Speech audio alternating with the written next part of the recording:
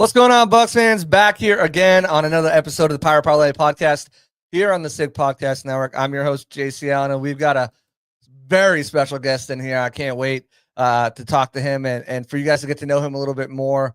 I already know some things he's going to be asking you guys in the chat to help him out with, so we'll definitely help him out with there. But guys, I'm super excited about the show, and we're going to get right into it after the break. Turn up your volume. Because you're about to listen to the Sick Podcast. Pirate Parlay. Battle intercepted, picked off in the end zone. Bucs are going to beat the Chiefs. We're the champions of the world. The sickest Tampa Bay Buccaneers podcast. It's going to be sick. Welcome back, Bucs fans. Appreciate you guys tuning in again to another episode of Pirate Parlay. Everyone that's in here, like, subscribe, turn notifications. We're 5 subscribers away from 1,000. Somehow, I'm not sure how we're not there yet, but we're 5 away, so it could be you. And everyone listening to podcast format after this, I appreciate you. Very special guest on today. He's had an awesome week, I'd have to say, and it's just going to keep getting better for him. He is a 3-time Defensive Player of the Year, in which he led the conference in tackles for loss and sacks. He is a Buck Buchanan Award winner, and he is your newest Buccaneer, 4th-round pick, outside linebacker, David Walker. What's up? I'm excited to be here. Absolutely. How's that for an intro? Man, that intro was crazy. Man, you were crazy in college. Your production was off the charts. You tackles for loss, sacks. Seems like every year got better. Last year, pass deflections. It was a lot of fun to watch your tape. I've told you that like 3 times already, but yeah, you're I think you're gonna fit just right in this Bucs pass rushing room. But I want to talk to you about that night at the draft. We talked to you the day up, shortly after you got picked. Emotions are everywhere. You just got the call. How was that? What was that moment like? The moment you got the call, what was that like for you? It was more of a moment like just taking it in, just savoring the moment because, moments like this don't come by every often. And then just getting to be with my family and my friends and just see the joy and the excitement on their faces. Man, it meant so much to me. It was a night I won't forget for sure. Yeah, has it sunk in yet? No, it hasn't. I don't think it will until I get there next week. Yeah, right. That's awesome. But man, you were on point with your draft day fit. I have to say, you had the custom suit, the purple suit with the interior with the pictures in the liner, and then the chain. The chain was just crazy. I think we got a picture of that chain. Yeah, Ooh. look at that. Where did that inspiration come from? Obviously, you're David Walker, but how did that come together? Because I think that's so creative and such a sick chain. And I've seen nothing like it. Yeah. My buddies, they always call me D-Walk. And then my homeboy, he was like, bro, what if you get a D with a man walkie? That'll go over so many people's head. And I was like, bet, I'm going to get it. And then I did it. It went over a lot of people's head. And people were like, oh, bro, I just now got it. It was good. Yeah, that was awesome. So I did some digging here. And it turns out that football wasn't even one of your first sports in high school that you played. You were actually a basketball star, huh? Yeah. And your coach, Lance Davis, essentially dropped you off at Coach Price's office in the football and said, hey, this guy's playing football now. You didn't have much to say in it, huh? Yeah, man. My first passion, man, was basketball, man. That's all I knew. I got into football a little late, but I've been playing football for a while, but basketball was just it. I just enjoyed it. And so what did Coach Lance mean to you? Obviously, he had you as a basketball, but he's like, hey, I need to get this kid into football too. Yeah, man. He was a good coach to me. I feel like he definitely taught me a lot of lessons, hard lessons, and just showed me how to be a man outside of sports. And just being with me for a while, he's still around now. So just seeing the character of that man and how he didn't just leave after I was done with high school means a lot. Yeah, and one thing he said, and obviously your position coach over at Central Arkansas, he said, your competitive, hardworking mentality shine through despite the size on the court or the field, and you were one of the hardest working guys that they've ever been around. So, I mean, that just speaks volumes. I did see that you got hurt senior year playing football. Yeah, I did. I bet you were trying to play basketball too, so you badgered your coach into letting you play finally against your rival. Yeah, I did. Yeah, had 18 points and 10 rebounds on essentially one leg. Hey, you did some digging, man. I got it. That's crazy though. So it's pretty cool to see that relationship. And I'm gonna bring up something else that I did some digging here. You left a note on Coach Davis's desk one day. Yeah, man. I'll never forget it. I still have it on my phone. Never I give told up, him, no matter what the circumstances. If you have a dream, chase it. What does that last part say? if you have a dream, chase it. No, what you? NFL one day. Where are you now, baby?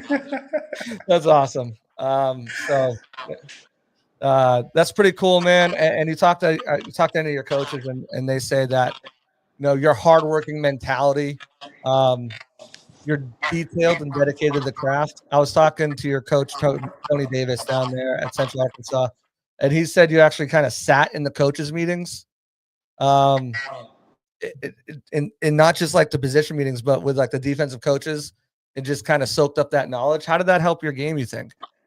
Just really just seeing it from different sides, from the DB side, from the linebacker side, just seeing what they see, and just really trying to implement that phase of, because I dropped back a lot last year, so really just trying to take up all the knowledge I can on how to cover a receiver, how to do this, and how to do those things besides pass rushing. Yeah, and that showed up. One thing that you're really good at is a bull rush. What makes that move so dangerous for you? Man, because I feel like a lot of tackles, they really see me as just a speed guy, just because of my height and my stature. So really just setting it up off speed. Me and my outside linebacker coach, we work it so much, and I feel like it just became a part of me. And then that takes it back to basketball. Man, basketball, pushing the ball down the court and stopping on a dime. So really, and it really just plays into all that. Do you think those basketball instincts help you develop your instincts as a pass rusher? Yes, 100%. Okay. What translates there? Yeah, I'll say like just like the simple crossovers. As you rushing the passer, you hit them with a 1-2, and just really basketball doing a spin move. You got to spin to the layup. So really, just those moves in basketball, I got so good at it, and it translated to the field. Yeah, you can see some of the moves, especially when you bring your counters in and you're crossing guys' faces. You can see some of those moves in your play. I wanted to ask you, you made the decision to go back your final year. I'm sure you had opportunities to hit the transfer portal. You had an opportunity to go into the draft. You stayed partially because your brother was there, and you wanted to keep that legacy going. How difficult was that decision for you to make? What played into that? And obviously, now you stayed. You're the highest drafted player ever from UCA. What does that mean to you? Yeah, man. I feel like it ties back to, like, man, if I was just chasing money, I could have easily went somewhere and got quite a bit of good money. But it's just about legacy for me, and loyalty.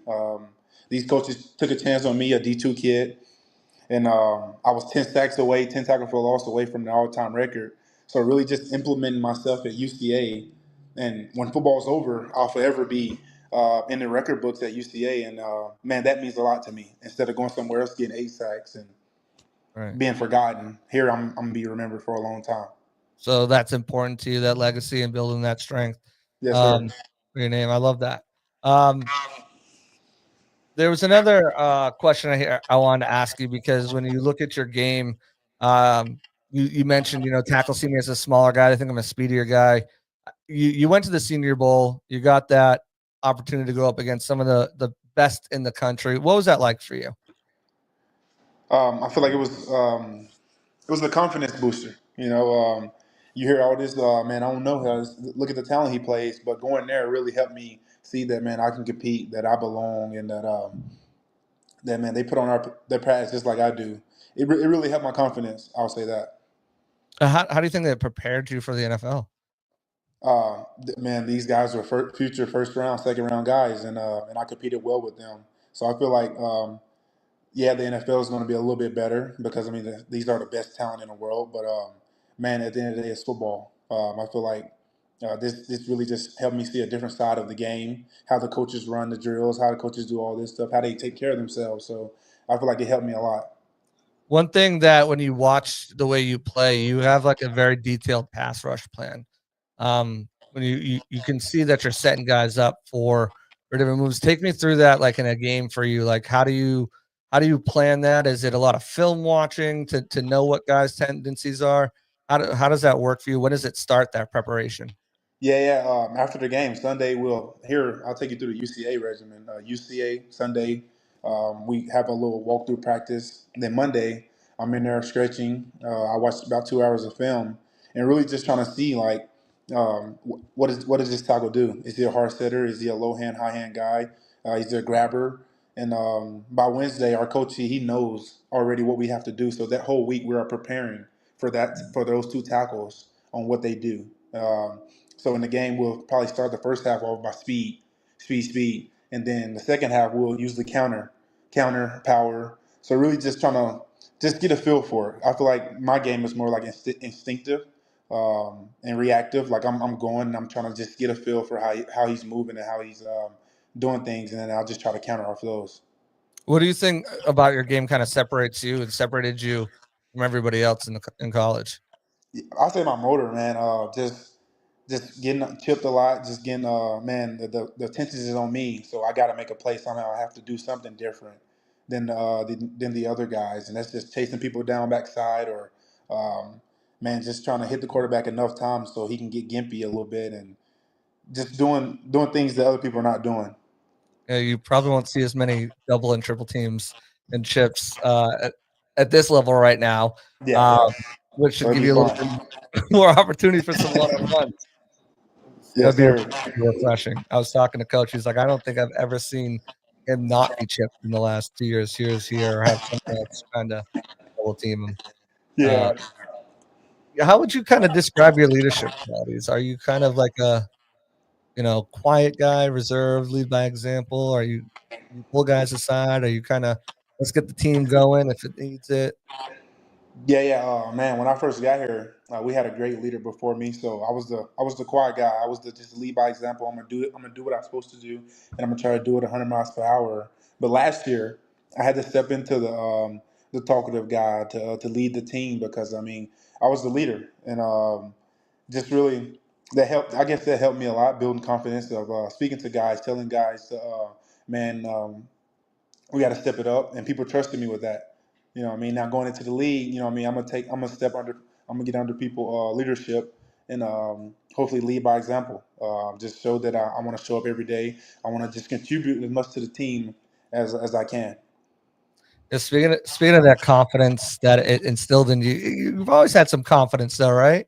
Yeah, Coming in, Coach Tony told me that when you first got there, you asked him who the best pass rusher on the team was. yeah, And yeah, he said it was Jessup at the time. He said it's Jessup. He said, "No, coach, it's me." And then yeah, he's like, "Okay, okay." And then you didn't say much after that, but you went out there and led the league in sacks. yeah. He came back to him and said, "I told you." Yeah, man. See, like that type of stuff, man. I'm just like I've always been doubted. I've always been the underdog, and I'm okay with that. You know what I mean? I'm okay with people doubt me. I'm the type of guy to go prove you wrong, and I'm gonna do some more with it. So just going into the league, man, I hope people do doubt me because I'm ready. I'm excited. I'm ready to learn, ready to just to grow into the player that I'm gonna be one day. Yeah, and in that same breath, he told me a story about how humble you are. So he gave me the cocky but confident side. Then he gave me the humble side, and he told me that him and the guys in the O line room they got together and did something for you when you got that Senior Bowl invite. Um, but it was they got you like a gift basket, and you're like, I don't want that. You guys have it. I don't need that. I'd rather you guys have it. You being here for me right now is enough for me. As have you always been kind of like that humble, giving dude? Yeah, I mean, man, growing up. I was a little cocky, but man, just finding my relationship with God and just growing my relationship with God. I feel like it humbled me. It showed me that, man, that I'm nothing, that I'm not too much, that I have to put other people before me, and that's just the hard truth of following after Jesus. Well, some people talk that game though, but you actually you live it, Yeah, and with your way you give back to your community. And you've done 3 missionaries already in South Africa and Asia, I believe. Just yeah, talk about that. What was that experience like for you? yeah, man. Every summer, and while I was here in Conway, I tried the first part of the summer. I tried to go on mission somewhere, and man, just getting a chance to go to Vietnam and just see how loving and how caring the people are there, and it just sparks something different inside you once you go on mission and just see a different culture, a different beliefs, and just seeing that these people are hungry for the word, and that means a lot to me. Just getting a chance to do those things.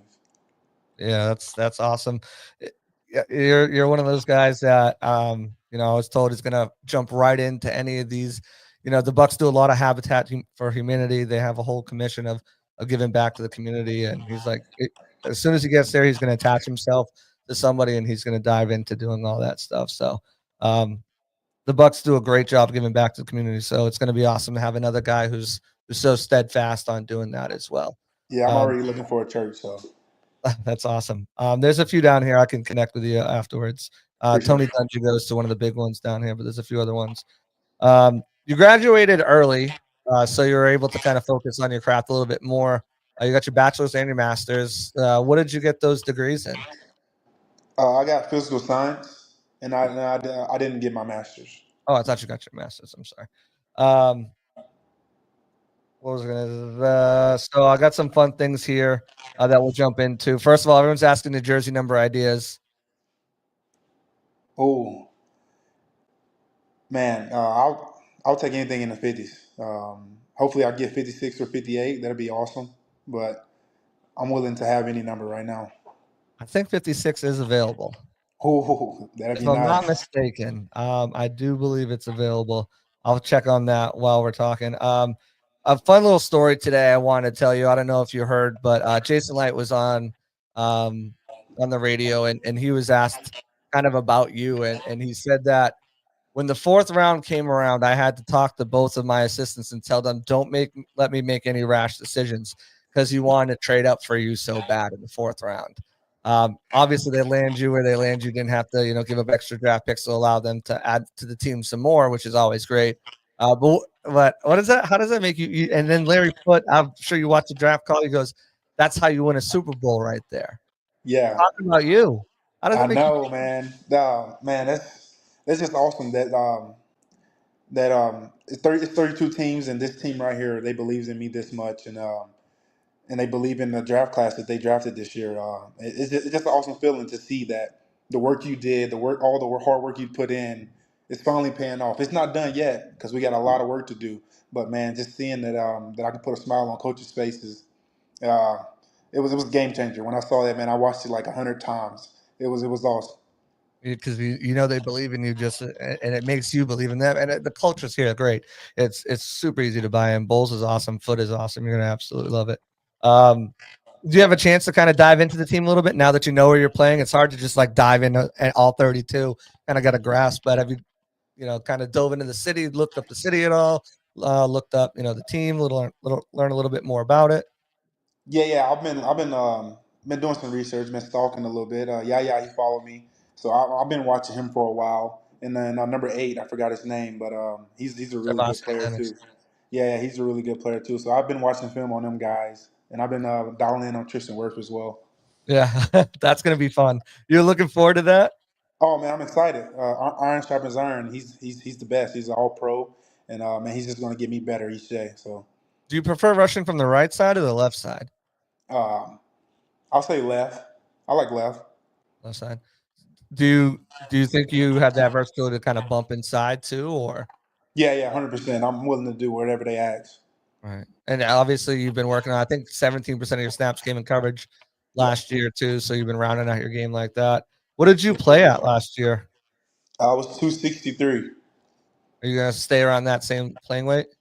Yeah, I'm like I want to go in the camp about next week. I want to go in about 259, 260. so I Okay. can move around a little bit. Right. Are you ready for the heat? Oh man, I've been It's I've been real. looking at the weather, but I ain't got no choice.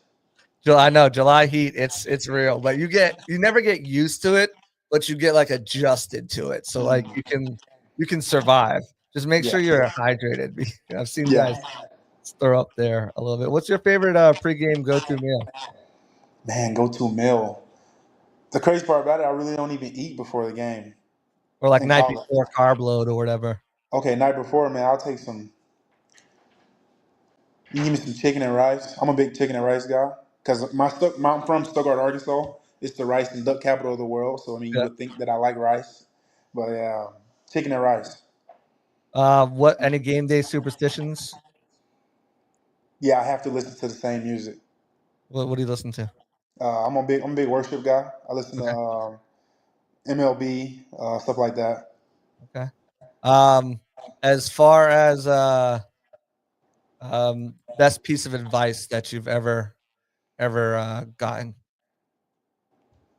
that you've carried through this whole, not just the draft process or just like through life. Yeah, yeah, through life, man. The best piece of advice: when you get to where you're going, don't forget those behind you. And that really stuck. Like, don't forget the people that helped you get to there, get to that level, and don't forget the ones that are looking up to you. That's awesome. That's a great piece of advice to live by for sure. I got a couple fan questions I'll throw out here. Jonas says, my question for Mr. Walker: do you have any thoughts that the fact that you were coming from a small school program that it would hinder your ability to get drafted somewhat high? Now, to me, man, I feel like I was the best edge in the draft. That's my confidence. That's how I believe it. But to other people, yeah, I felt like that. Just coming from a smaller school, yeah, it was going to hinder me. Richard's asking, what's your favorite Vietnamese food? Oh, bro, it had to be bang me. It was like a bread with some meat inside of it. It was pretty good. Okay, all right. I'll have to check that out. All right. During the season, what do you like to do to like decompress on your day off when you get home? Yeah, I like to play the game with my boys. I'm a big 2K guy. Okay. But when it's feeling really good outside, man, I love fishing. You're gonna see me fishing a lot in Tampa. So, Okay. You do freshwater, saltwater? You're gonna do oh, saltwater here's too? yeah, I would say here's fresh. I've never Yeah. been deep sea fishing, so You gonna get on that? yeah, I got to. I got to try it. So, 2K. Trey Palmer plays 2K all the time. He actually live streams. He's one of the wide receivers on the team. He's always doing that. I know a bunch of the guys play 2K. So, all right, let's jump into some rapid fire stuff here, and then we'll get you on out of here. I appreciate your time for sure. So this is called this or that. I'm going to give you two options. You're going to give me which one you prefer. So this or that, Xbox or PlayStation. PlayStation, 100%. Okay, you're on the PlayStation 5. Yeah, Beach or mountains? mountains. Marvel or DC? Oh, Marvel, Who's your favorite character? Marvel character. Yeah, Oh, I'll probably say oh, it got to be Thor. Thor. You're gonna go see Thunderbolts on Friday? No, I didn't, but I'm planning on it. I went to go see Accountants too, though. Oh, was it good? Yeah, I gotta check that out. City or country? country, Good country. Well, I know. Car or truck? truck, Movie or TV series? movie. What's your favorite movie? My favorite movie got to be probably The Longest Yard. That's a good one. Favorite musical artist Favorite music artist, Luke Combs. or sports team growing up? um, LeBron James, whatever team he was on. Place you visited? Places I visit: Yeah. Vietnam, Costa Rica, Guatemala, Dominican, and there's a bunch of more. Favorite food? Favorite food: chicken and rice. Favorite cereal? Reese's Puffs. Favorite game you've ever watched? Favorite game I ever watched. I'll probably say that Patriots games versus the Falcons. That was crazy, as you can tell. Oh, Patriots fan. Favorite color? Turquoise. Favorite TV show? Favorite TV show. I'll say the Vampire Diaries. Favorite dessert? Favorite dessert. Oh man, give me some chocolate chip cookies. Yeah, I'm right there with you. It's the best. The best. Throw a little ice cream on it with some. Yeah, we're cooking. Oh man, come on. We're cooking. Favorite season? I'll say the fall. Favorite sports memory? Favorite sports memory. Man, we were down 32 going into the fourth quarter, and we came back and won against SEMO. Favorite play you've ever made? The game-winning play against SFA. Favorite game you played in? I'll say Eastern Kentucky. And your favorite player growing up? Favorite player growing up, I'll say Ray Lewis. Ray Lewis. I wanted to ask you too. You talked about guys that you watched: Elvis Dumervil, Brandon Graham, and James Harrison. Those are all guys who had really good success in the league. How do you think your game kind of compares and translates with them to the NFL?